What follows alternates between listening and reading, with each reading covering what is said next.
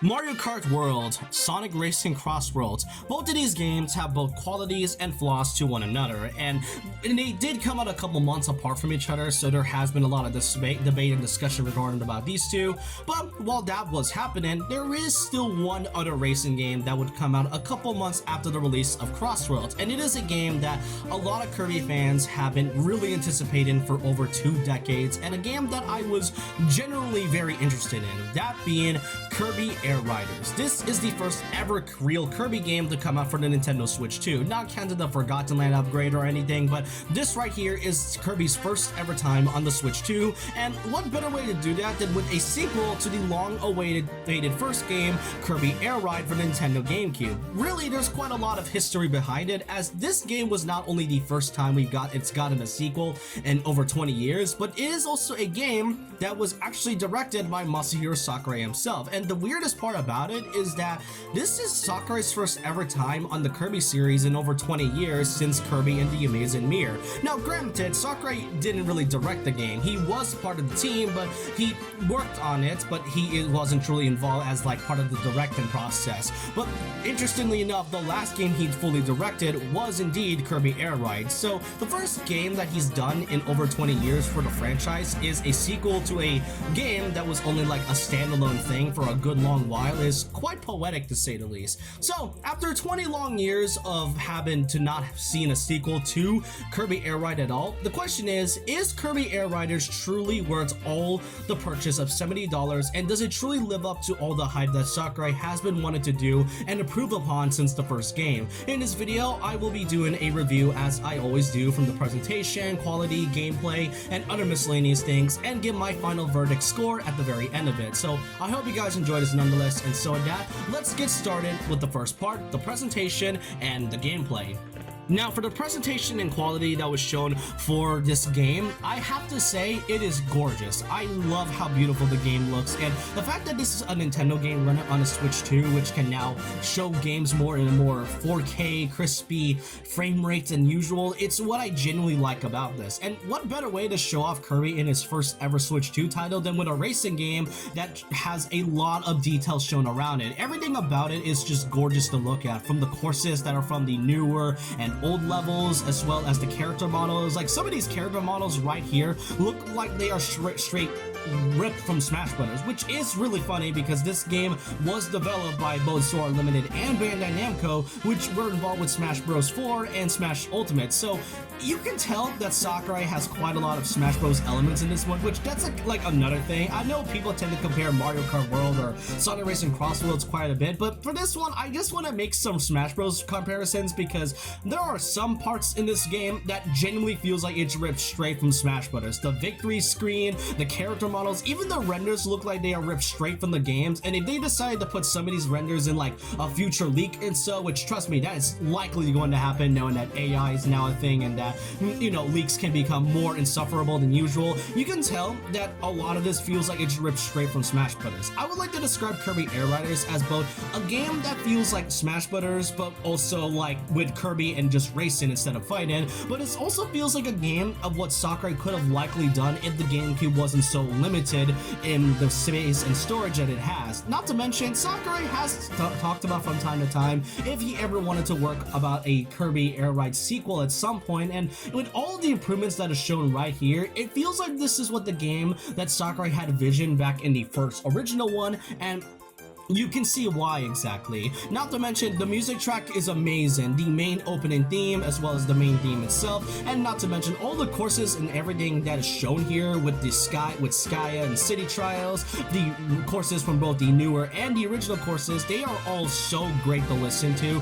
and for Kirby music, they always have bangers every single time, and I genuinely cannot fathom how gorgeous this game is and how well done the presentation is overall.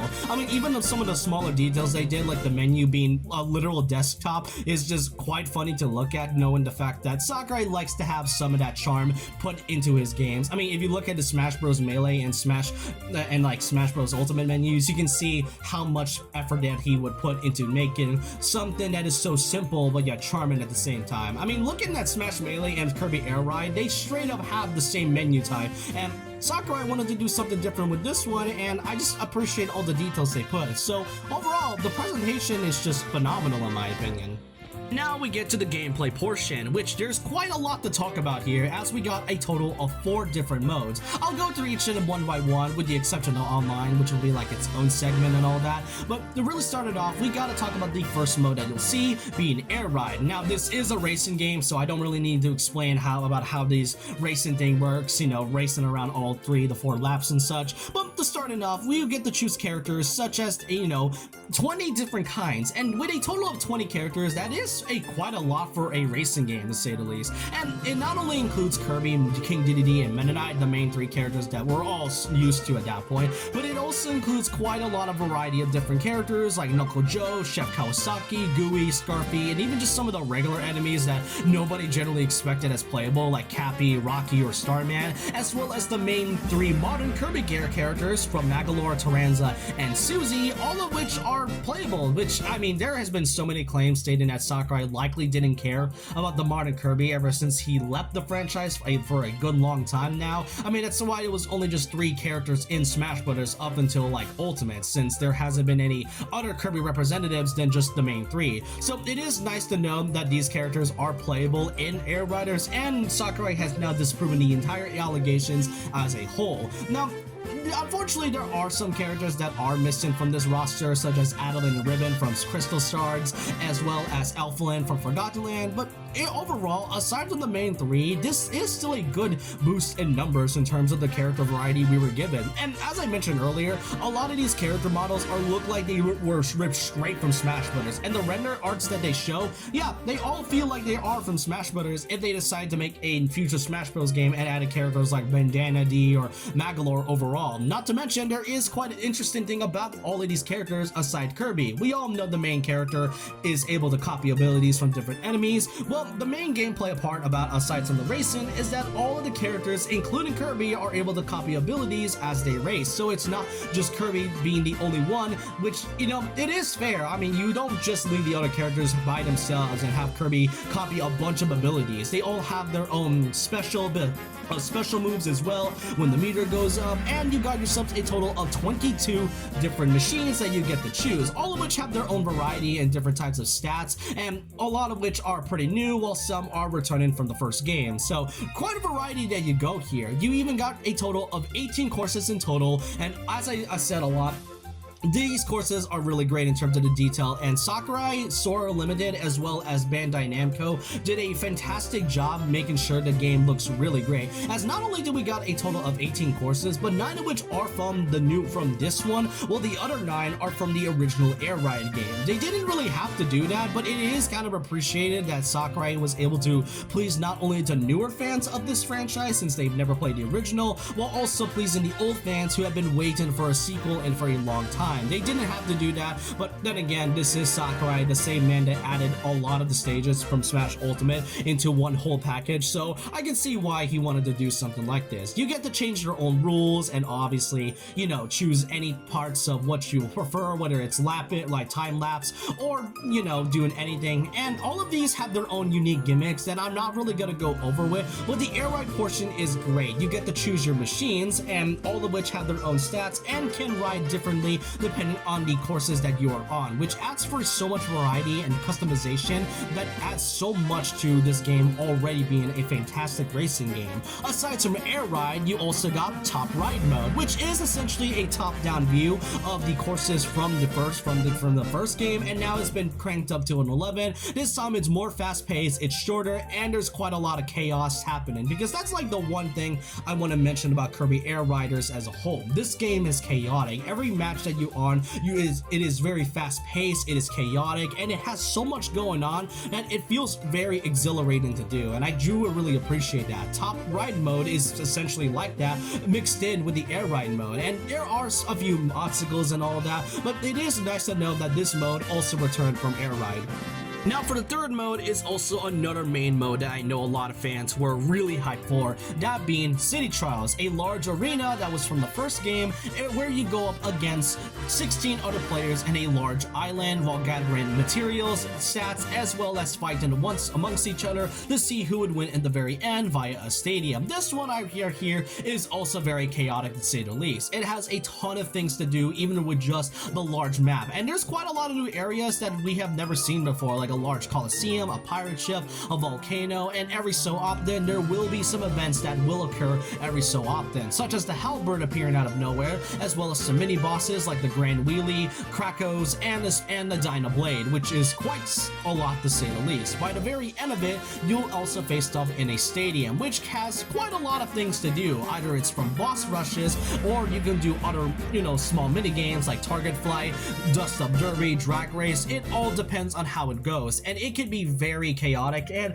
a lot to go over if you're doing this for the first time, but it can be a lot of fun. I played this with one of my friends recently, and it was a genuinely fun time to do since, City Trial is meant to be a huge arena that you go up against with one another. So overall, it is nice to know that with a total of 16 other players compared to the original 4, it has been cranked up to quite a lot. And now for the fourth and final mode of the main 4, we got ourselves Road Trip, which I would like to describe as this game's essential story mode with a bit of mix of classic mode. As the way the story mode works is that Road Trip requires you to choose a character and you go on a long road trip for a total of 11 stages.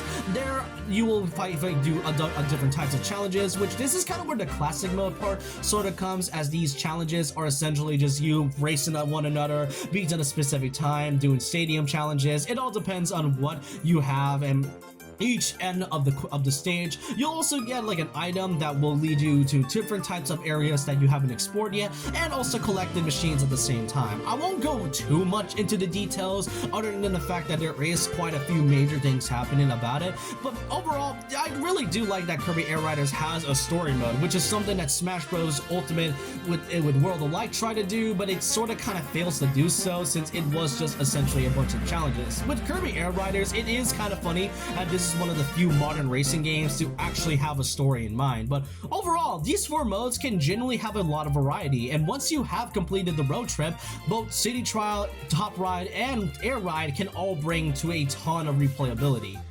And now we get to round things off with some miscellaneous things I want to go over, such as the online. From my experience so far with the online, it feels okay. The netcode is really nice, and I do think it runs very well whenever you're online, but there are times where I feel like the game kind of crashes on me for whatever reason. Don't know why exactly, but the online is much better, if anything, than Smash Ultimate's netcode. Not to mention, the online functionality in this one is really great. You get to go on a paddock, which is this is essentially just the game's hub, which is really nice to know, and seeing a lot of these other players with other characters, and it has so much charm that I don't really think it was necessary for Sakurai to do, but I am glad they did that because it just makes the online mode feel so alive than, it just being a lobby and not much else. Then there's also the checklist, which was returning from the first game. The checklist returns from Air Ride, and not only does it really have a lot of replayability with so many of these achievements with a total of 750 checklists in total, there is a lot you can do, and not only does it reward you for simply playing the game, but it can give you quite a lot of things to do just by playing the game by itself. Unlocking riders, costumes, as well as courses, decals, and other parts that just makes the checklist feel so satisfying to do. Not to mention, and speaking of decals, customization is now a part of this game, which includes you customizing your own machine, and with a total of 22 of these in total, it adds to a ton of variety than what it already has. And not just the carts as well, but also variety of headgear for your characters, such as, buying headwear, which can all be bought from Miles. And now that adds to so much replayability, knowing that not only you just get these miles just by playing the game, but to also get these just by, doing the checklist. It just makes everything and feel so rewarding and not like, straight up given to you, unlike a lot of these games that have been releasing nowadays. I can truly appreciate that. And you can even add this to the garage. Why exactly? I mean, you can just have your own garage. Why not? And to really end things up with all the miscellaneous info, gummies.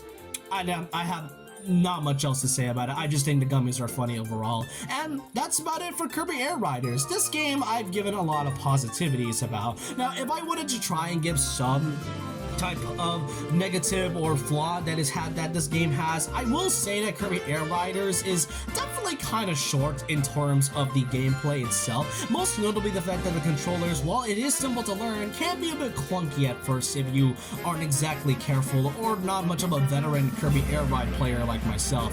Overall, it is a really great game, and it seems that Sakurai as well as the developers are still planning to keep this game going even without the DLC, because Kirby Air Riders is not planning to have any DLC in the future, which, thank God. I am kind of glad that we are actually getting a game that does not require any DLC or microtransactions whatsoever. Not to really hate on the games that had DLC before this, but it is refreshing to have an actual game in the year of 2025 to, you know, actually be fully complete without having the need of any additional content. Maybe future DLC could be possible, but as Sakurai stated, there is not going to be much at all, which I do appreciate. But there will be more content in the future, such as the events that they're going to be holding up, which I'm not really too much keen into game events aside from like a few occasions. But overall, if my final verdict for Kirby Air Riders is that, is this game truly worth the purchase?